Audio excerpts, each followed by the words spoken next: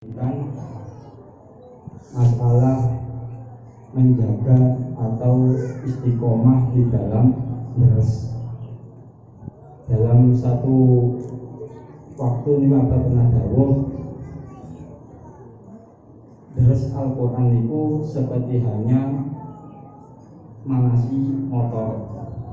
Semakin sering dipanasi, semakin sering digawe, maka akan semakin lancar. Begitu juga di dalam deres Al-Quran. Niki dawuh niki bukan hanya sekedar dawuh, tapi juga tentu ada dasarnya. Tentu tidak mungkin abad dawuh meskipun jarang kalau mungkin jenengan sedaya jarang melihat abad niku dawuh dengan menggunakan bahasa dalil.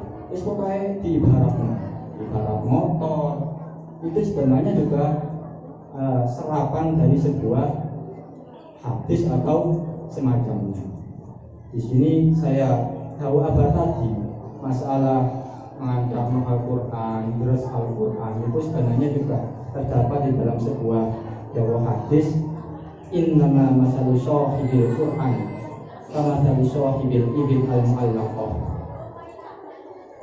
Innama masalu sahibil Quran, ibaratnya wong sing sahibul Quran, wong sing hafal Al-Quran, wong sing tahfidz Al-Quran iku kama masalu sahibil ibil al-mu'allaqah, seperti halnya seseorang yang mempunyai ibil, unta al-mu'allaqah yang terikat. Ibarat seperti itu orang yang tahfidzul Quran. Bagaimana ibaratannya? In ahada 'alaiha amsakaha. In ahada 'alaiha amsakaha. Lek dene iku dijogo, lek dene iku diramut, lek dene iku diingut, maka dia akan terjaga pula, tak bakal semburat. Begitu juga di dalam permasalahan Al-Quran. Lek kewan jenis unta mau kita ikat, kita pelihara dengan baik-baik, maka dia akan nurut. Ya, nurut. Begitu juga di dalam Al-Quran. Terus lanjutannya hadis tersebut, wa in atlaqaha dhahaba.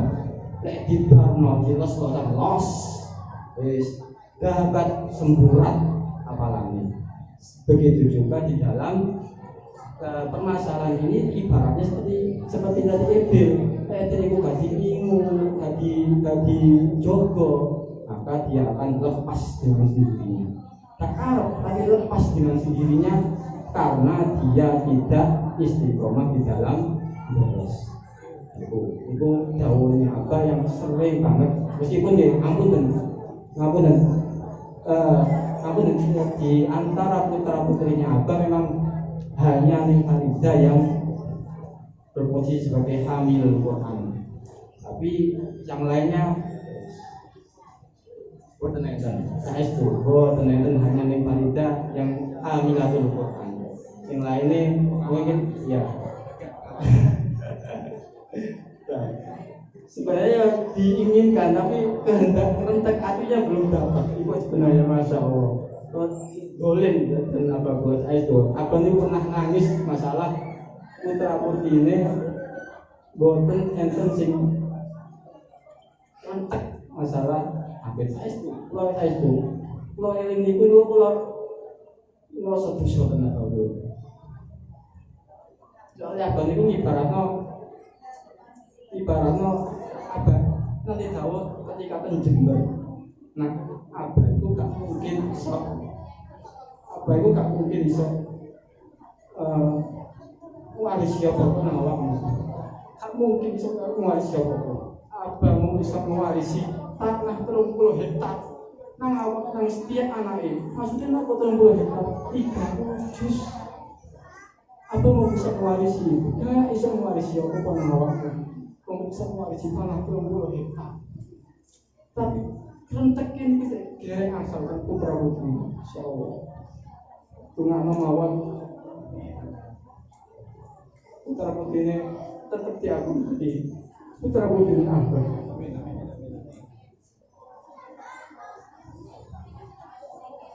apa yang nanti tahu bagi seorang hamilul Quran maupun hamilatul Quran, jangan pernah gandoli Al-Quran untuk biaya hidup.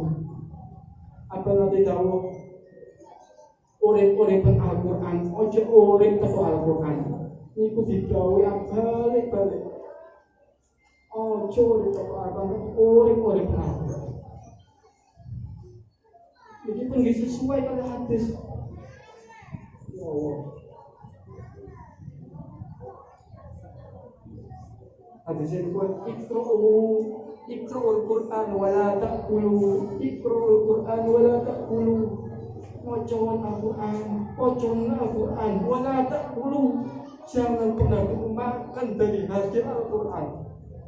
Itu sesuai dengan hadis yang kuat Nabi, iqra'ul Qur'an wala ta'kulu. Khawatir meramut Al-Quran, wala ta'kulu. Jangan pernah mengharap makan dari Al-Quran kita. Gue ikut hamil Quran, gue ikut TPG seperti tempat ini. Jangan mengharap hidup dari Al-Quran. Itu kalau baik-baik Pak Ibu dengan terutama Pak Yusuf, gimana kertas bagaimana susahnya abah dulu ketika pertama kali ada pondok. Susah betul nopo. Sing dicekel wong gawe ya ini.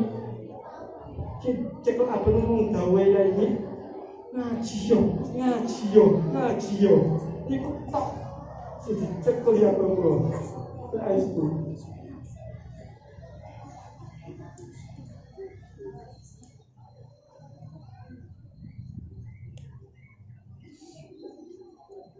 di dalam perkara yang lain, di dalam waktu yang lain itu apa ya? Nanti tahu. Ya Allah, wong sing apal Al-Quran, wong sing apal Al-Quran, nang dia bakal iso urip, gak bakal iso urip. Pokok di rumah dicekel Al-Quran, insyaallah di barokah Al-Quran itu urip dengan saestu.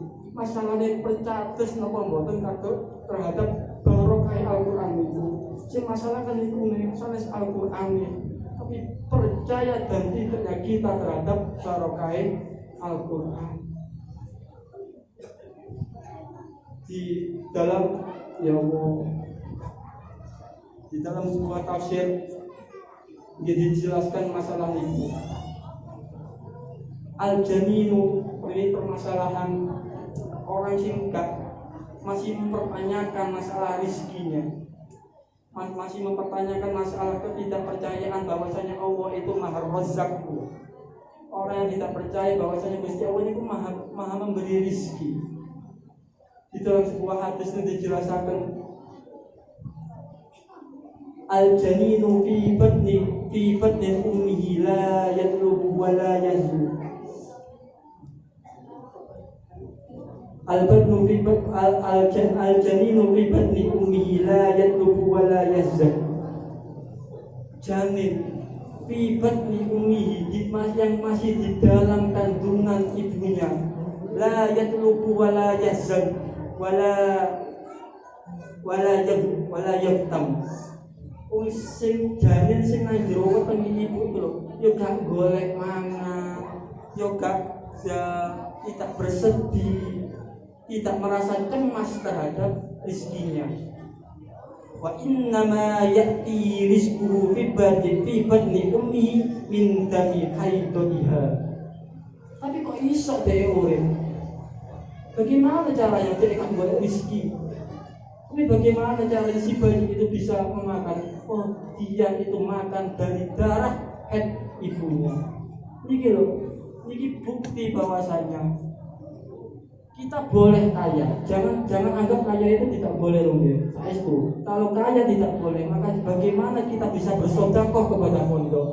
Bagaimana kita bisa bersedekah kepada masjid? Betul apa masalah kaya? Masalahnya adalah kepercayaan kita terhadap rezeki. Ojo sampai kita punya kerentek, aku menerima apa? aku menerima apa? Ampun sampai saya itu, kalau ini waktu rabi, waktu saat dari rabi, itu kelihatan ibu, bu, kalau ini bukan kerja, bukan gak ada penghasilan. Kalau pangannya nopo mikir bujuk pulau, langsung dikampung pulau, tak itu dikampung kali ibu. Dikampung kali awak niku sopo, kok gak percaya jadi awak niku kutune jazuli, kutune ali tamam, kok gak percaya jenenge masalah rezeki. Dikampung ya itu pulau masalah, ketika mempertanyakan masalah hal itu, ngaji yo, wes itu toh yang digaungkan ibu ketika pulau hendak menikah, ibu.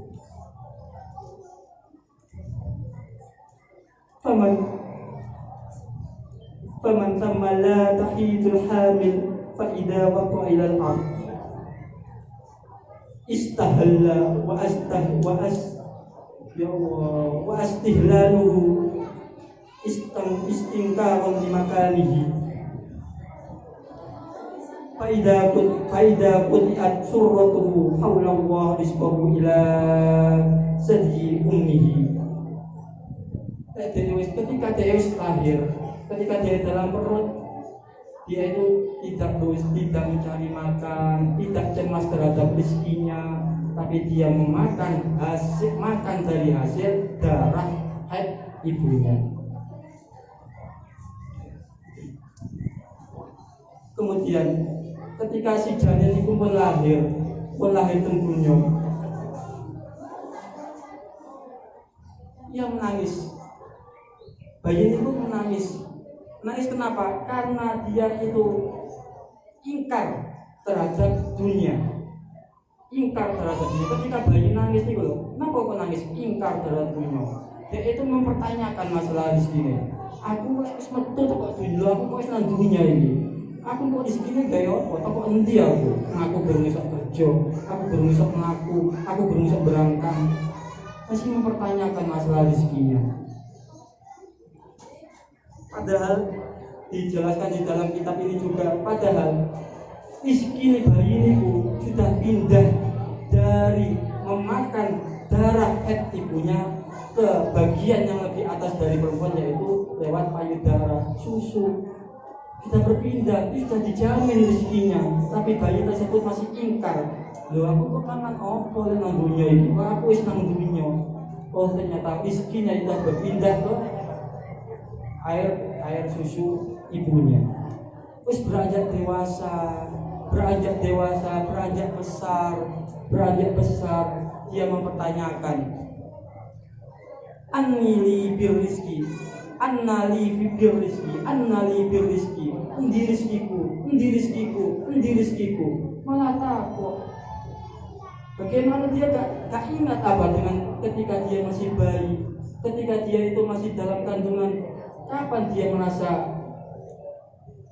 kelaparan? Tidak pernah, karena rezekinya selalu sudah dijamin oleh Allah. Jadi dalam hal ini yang bisa kita ambil kesimpulan adalah jangan sampai kita mempertanyakan masalah rezeki kita.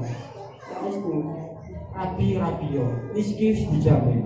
Bukan berarti gak kerja loh, bukan. Jangan sampai kita mempertanyakan masalah rezeki. Boleh kerja ya kerja, tapi jangan sampai punya keretak aku rezekiku kangelan. Wis ampun sampai punya keretak seperti itu. Terus abad itu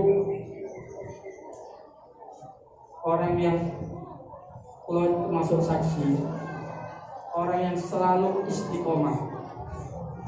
Abad itu hamil Quran. Tapi ketika sudah ada jadwal maghrib dan isya untuk berjamaah, tidak pernah sekalipun luput sing jenenge deres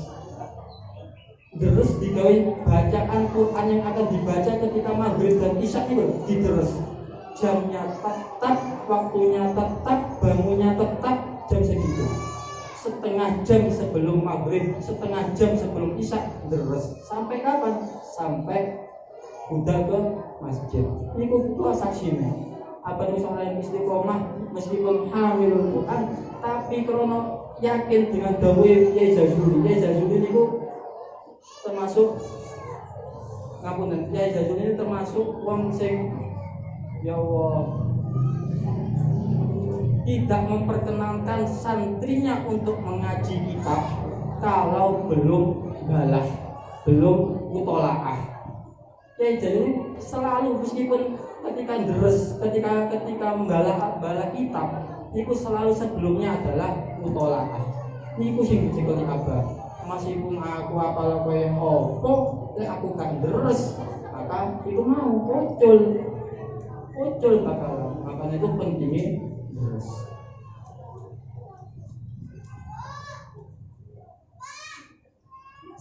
Dawuhipun ya Allah, Imam Mubarak ulama Sufi, ahabbul a'mal ilallah adwamuha. Ahabbul a'mal ilallah adwamuha. Api-apine amal ilallah menurut Gusti Allah niku adwamuha, sing dawam, sing langgeng, sing istiqomah wa in qalla, walaupun sedikit. Jadi kok jenengan sanggupi, aku sanggupi apa? Kula tadi disanggupi kali tiyang. Gus, kula niku mboten tau zikir. Awakmu iso zikir apa? Allah mawon Gus. Wis lakonan apa kok dawam. Lah, pokoknya yang penting niku mau dawamnya itu, istiqomahnya, langgengnya melakukan sesuatu itu kunci di dalam permasalahan.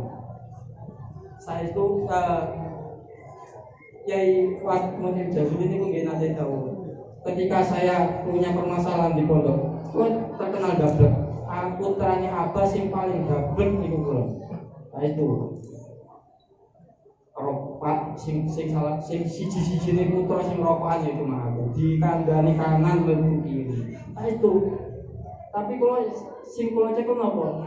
Nah iki ampun ditiru tapi iki, ampun ditiru. Lah iki masalahnya ngeten. Kalau niku punya kerentek, aku boleh dablek, pasti putrane apa sih paling diiling iku aku. Soalnya aku dablek. Nek paling dablek berarti aku justru paling diiling. Aku paling akeh ditungakno. Paham nggih? Iku kan, tapi aku ditiru. Belum tentu kalau kudu menawamu soalnya. Yo masalahnya ngoten. Kulo punya kerentek. Aku iki lek dablek. Pastilah aku paling diingat sampai abang. Justru karena aku dingin, aku paling sering dibungakno. Soalnya aku paling babek. Nah itu. Ya ibu nyuwun nanti tahu. Ketika saya tidak naik kelas di pelosok kelas alfiyah niku kula boten naik karena setengah tahun saya tidak masuk sekolah. Saya itu ini kula karo peran ini. Saya itu gablek iki gak ono. Dan pundi kula shopping nang Malang. Nah itu shopping nang Malang setengah bulan tak balik. Itu pun rahasia umum. Jadi itu sing dadi anu kula. Tidak ketika ndak naik kelas kok didhawuhi kali ibu. Kunci sukses itu mau telu istiqomah, terbuka, jujur. Pun mantan dawuh kan langsung melencing. Langsung ngalih. Tafsiri dhewe apa maksudnya dawuh kunci sukses istiqomah, terbuka, jujur. Apa yang maksudnya? Oh, aku sekolahnya gak istiqomah. Aku gak terbuka. Aku lho gurung iso, aku kudu jujur, aku gurung iso alfiah. Ada aku kudu balik. Ayo kula balik, padahal kula ketika wali kelas kula niku Gus pripun badhe naik. Aku ditawari naik apa mboten. Kula nanti ya ibu dawuh kados mboten akhir kula. Mboten Pak, kula bangsul mawon mengulang lagi di kelas 3. Tapi ono syaraté. Kanca kula sing bagian jane melok kula, awakku kudu melok aku tetap nang kelas 3.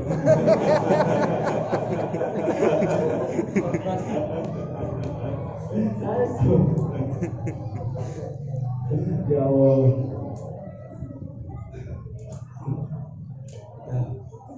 Terus abah niku nggih termasuk napa nggih mantu dari kloso, tapi sekaligus abah niku nggih murid santri dari kloso.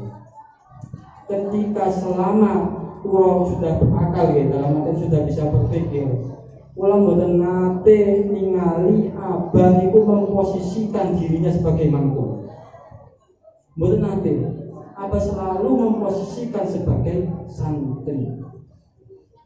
Ketika semua keluarga kumpul di pendopo, abah mencil sendiri. Kula nanti tanggap, napa abah? Aku ini santri. Aku ini santri. Niku yang sulit bagi kula sing krasa gumedhe. Saya krasa gumedhe. Aku iki dadi santri ning kloso ya, tapi sing krasa aku ya Gusti kloso. Itu sing wangel dadi ketika dihadapi. Ketika semua keluarga kumpul nang pendopo, apa gak pernah memposisikan dirinya itu kumpul nang kultur, bukan berarti mengucil ya, bukan.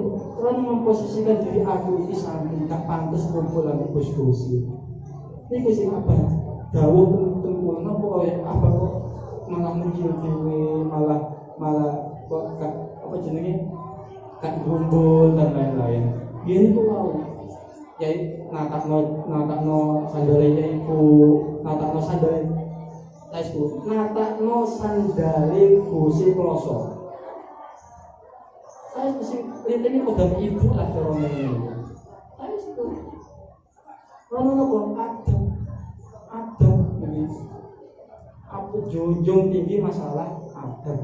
Karena tradisi kloso itu kan tradisi pondok pesantren kan sadurunge ngajar, sadurunge diajar masalah pendidikan. Hal pertama yang harus diajarkan masalah adab.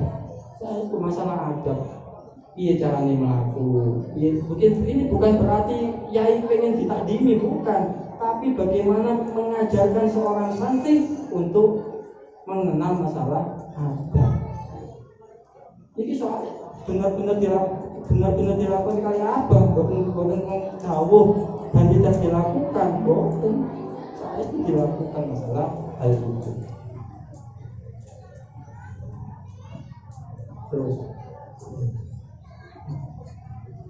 Terus nyinggung masalah pondok pesantren. Sing jenenge santri niku semua kita sering mendengar, sering banget dicekoki masalah ucapan santri kudu sam'an wa ta'atan nang gurune, nang kiyaine. Semua pondok, hampir semua, bukan hampir, semua pondok selalu nyekoki mindset bahwasanya santri kudu sam'an wa ta'atan nang gurune. Niki sesuai pun dengan apa di dalam kitab yang dikarang oleh Ibnu Hajar Al-Haytami Al-Fatawiyah Al-Hadisiyah, ya ta'ayyanu alaihi istimsak bihadihi waddukhul tahta jami'i awamirihi wa nawahihi wa rusumihi hatta yasiru kal mayyit baina yadayil wasil. Sing jenenge murid, sing jenenge santri iku kudune berpegang teguh kepada bihadi, kepada petunjuk dari gurunya, petuah gurunya itu harus dipegang teguh oleh seorang murid. Waddukhul tahta jami'i awamirihi, tunduk patuh. Ini ya, ingat ya. Waddukhul tahta awamiri, tunduk patuh terhadap perintah-perintahnya.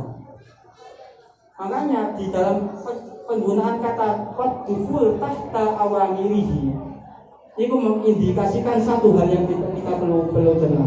Jangan sekali kita membantah tahta awamirihi. Jangan sekali-kali kita pernah membantah secara lisan di hadapan guru. Kita boleh rentak gak setuju, tapi jangan sampai kita mengeluarkan kata-kata yang terjadi penolakan di hadapan guru. Waddukhul tahta awamirihi. Wa nawahihi wa rusumihi, pegang teguh pada tunduk patuh terhadap larangan-larangan yaine kok jarene gurune goleng ini tunduk patuh jarene yaine warusumihi juga terhadap apa ngarannya warusumihi garis-garis haluan yang sudah ditetapkan oleh gurunya harus pun dipatuhi. Itu kunci dari seorang murid atau santri. Hatta yasiru kal mayyit baina yadayil wajib. Dengan terus seorang mayit yang lagi dimandikan oleh seorang mudin. Orang mudin ini kan dia terus kok terserah mudine, kabeh dibelokno apa kabeh diwalik kanan terserah mudine, kabeh dibelokno kiri terserah mudine, kabeh dilunggune terserah mudine, mayit gak iso apa-apa. Itulah yang harus terjadi bagi seorang murid, terserah gurune. Awakmu kabeh dibelokno nganan yo nganan, belokno ngiri yo ngiri, lurus yo lurus. Itu hal yang patut kita camkan, bukan di dalam pikiran saja, tapi camkan di dalam hati. Masalah sing angel nang hati, Pak. Saya itu sing angel nang hati. Nancetno masalah sam'an wa ta'atan gak pernah bantah iku nang hati. Wangel banget. Koyoke nurut, nglakoni bener ae aku jekno iki, koyoke iya. Tapi nang hati sik berontak. Sering niku masalah sing angel iku noto atine, masalah bukan masalah terlaksananya perintah, tapi wal bunyinya nih hati ini tuh kerentek gak ingkar itu sih paling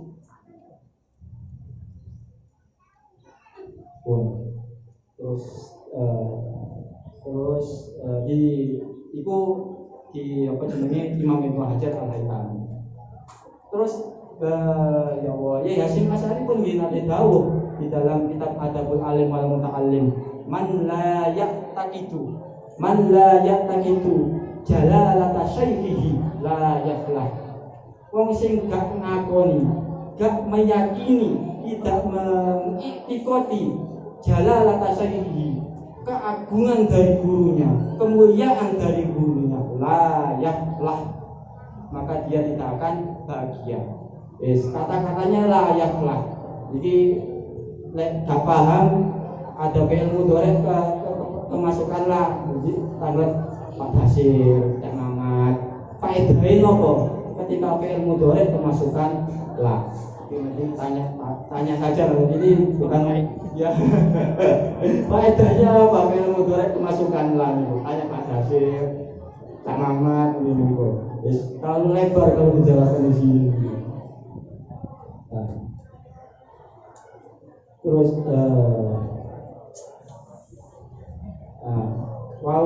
sing ketika ada kumpulan hendak mau menyelenggarakan acara abadi pondok sebenarnya itu di endingnya kan ada pembahasan nyinggung masalah santri terletak di dalam manusia. Ono enggak sih santri sing rodok nganan, santri sing rodok ngiri? Masih paham enggak coba? Santri sing wis gak lurus Jam'iyahe Ahlussunnah wal Jamaah Nahdiyah iku ono gak sih nang Al-Fatih iku? Alumni sing belok kanan kek, sing belok kiri kek, ono enggak? Wonten, Bos. Apa sing jadi masalah nggih? Salah sijine nggih masalah tahlil, masalah masalah sholawatan, tibaan dan lain-lain. Ternyata ono. Iki pangindane ya lek jenengan apa ngaran iki kadang-kadang lek wong kados boten niku kabeh ngurusna iku angel kudu dijak ngopi enak-enakan lho. Itu kadang ngopi nang pondok itu. Di pangani dalil yo entah Pak kaya ngono iku Pak. Pangani dalil yo dene kok dalil anyar.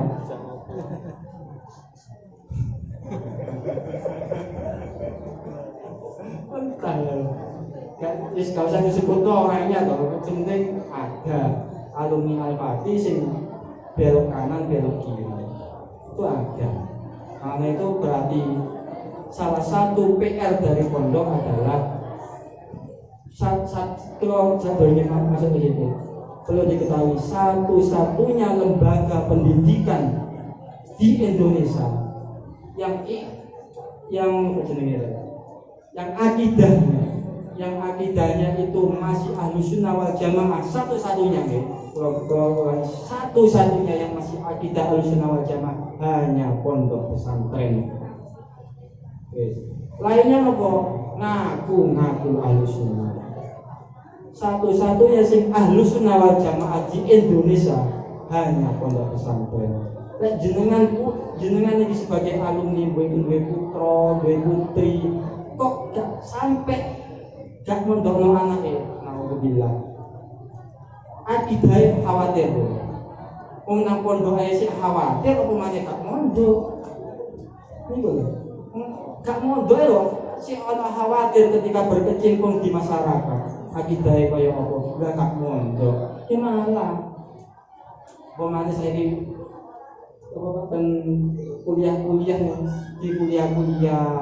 di apa pengarangnya di universitas apa bagian itu yang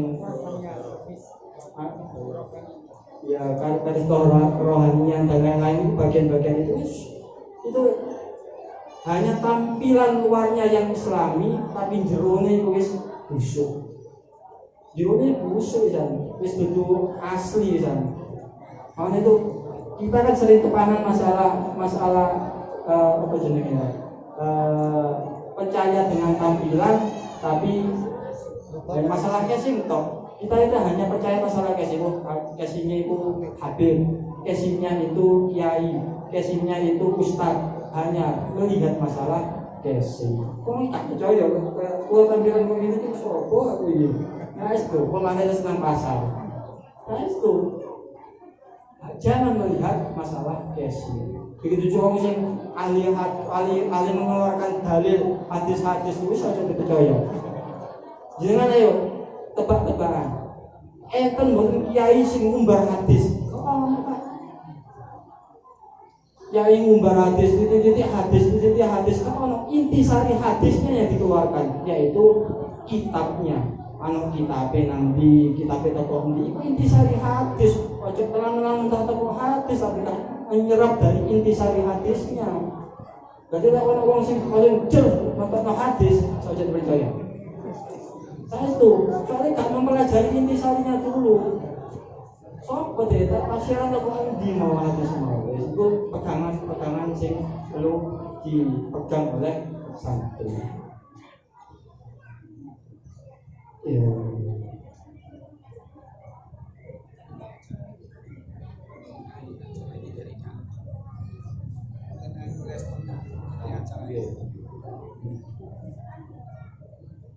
Terus saya berangkat sebenarnya itu dari Mojokerto, dari Mojokerto bukan dari Al-Fatih.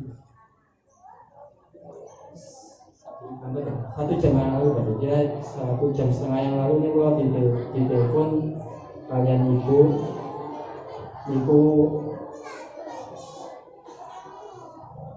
memintakan kepada santri terima kasih kepada alumni Pondok Pesantren Al-Fatih yang bersedia untuk menyelenggarakan acara 1000 harinya Abah. Ini sebenarnya inisiatif alumni sendiri mengadakan acara di luar pondok. Itu sama sekali pondok tidak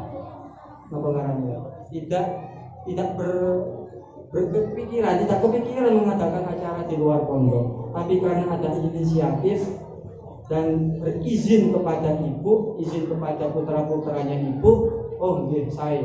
Berarti santri ini bukti bahwasanya alumni Pondok Pesantren Al-Fatih masih iktikad hatinya sik nyantol nang pondok. Ini bukti, lek duwe krentek ngadakno acara nang jowo, berarti kan iktikadnya kan sik nyantol nang pondok. Masih punya keyakinan mahabbah terhadap pondok. Tradisi kaya ngeten iki lek saged wis diterusno. Meskipun ojo mikir masalah biaya gede wis apa guru nang mrene apa Tuhan mrene. Oh Tuhan. Aja dipikir harus. Ya dipikir tapi yo gak mungkin gak dipikir ya. Dipikir tapi ya aja kepikir. Teman-teman. Ya, itu yang sing dialogno. Terus terima kasih kepada semua alumni sing bahu membahu mengadakan acara ini. Terus sekaligus saya juga minta doa sambung untuk Cacak kula supados diparingi sehat dibarokati Allah. Om Shallallahu Muhammadin wa sallam wa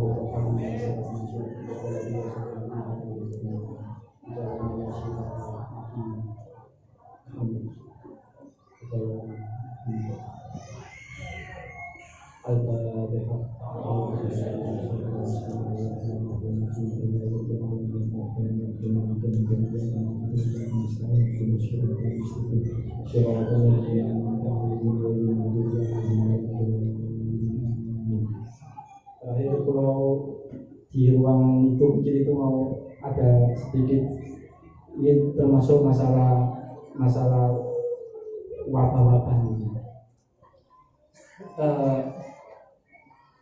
Di data NU itu yang terakhir disebutkan ulama NU yang pejah sedo itu sudah 240 orang. Selama pandemi ini sekitar 240 orang ulama NU yang tercatat ya, yang nggak tercatat kan ya oke. 240 yang tercatat ulama NU yang meninggal dunia.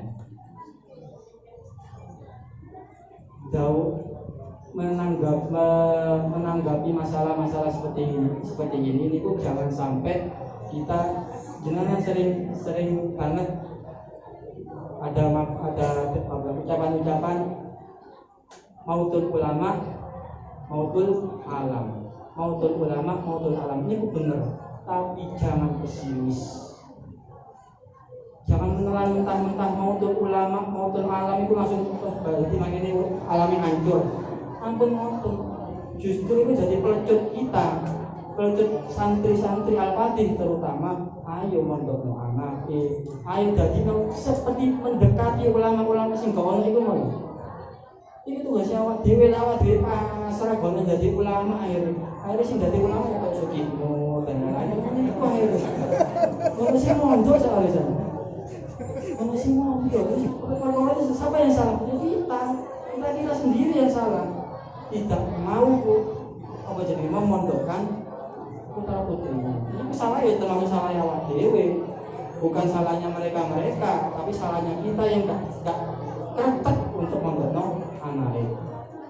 Memang mereka pejah, ulama-ulama pejah, tapi kita harus optimis.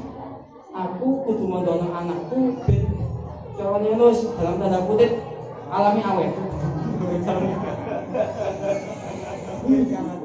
Alami awet. Soalnya apa? Anakku tuh jadi alim. Amin. Seperti itu toh.